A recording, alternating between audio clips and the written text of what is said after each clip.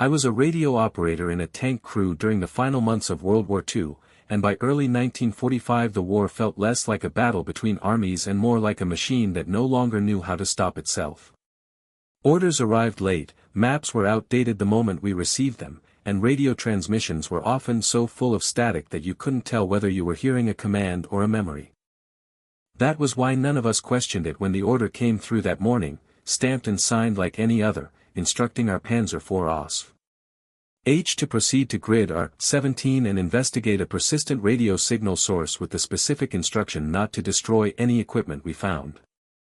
There was no mention of enemy forces, no support units assigned, and no explanation as to why a single tank crew was being sent instead of engineers or signal specialists. Our crew consisted of 5 men, Klaus the commander, calm and precise, Otto the gunner, who trusted the 75mm KWK-40 cannon more than any person, Eric the driver, barely 20 and frighteningly good at navigating terrain by instinct, Hans the loader, strong and impatient, and me, seated beside the FUG 5 radio set, listening constantly to the war through layers of static. We rolled out at dawn, the Maybach engine growling as the tracks crushed frozen ground, and as we moved deeper into the forest the radio signal began to intensify, not becoming clearer but stronger, as if the transmission was physically closer rather than better tuned. It wasn't Morse code and it wasn't speech either, it sounded like multiple voices speaking at once in perfect rhythm, repeating something just out of comprehension. When we reached the coordinates, nothing matched the map. There was no bunker, no antenna tower, no trench line, only a clearing and a burned-out Stu G3 assault gun half sunk into the mud, its armor rusted enough to suggest it had been abandoned for months. Despite that, the signal was strongest there. When we dismounted and searched the area, we found the source behind the wrecked Stu G, a radio installation partially buried in the ground, connected to thick cables that disappeared beneath the soil. It wasn't German or Allied, and there were no markings or serial numbers, just smooth metal panels and controls that looked familiar yet wrong. The machine was active, broadcasting constantly, and the moment I touched its controls the FUG 5 inside our tank powered on by itself, filling the interior with the same layered voices, now clearer, repeating coordinates over and over, different ones each time. Klaus ordered us back inside immediately, but as soon as the hatches closed the engine stalled completely, plunging us into an unnatural silence. The radio crackled, and then a voice came through using my voice, slower and calmer, telling us to remain at our position even though I hadn't touched the microphone.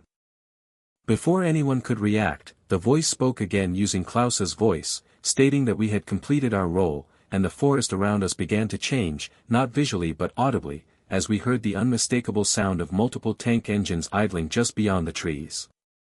Otto swung the turret and peered through the periscope, and what he saw drained the color from his face because standing between the trees were Panzer IVs identical to ours, with the same spare track links, the same paint wear, and even the same turret numbers, all perfectly still as if waiting for a signal.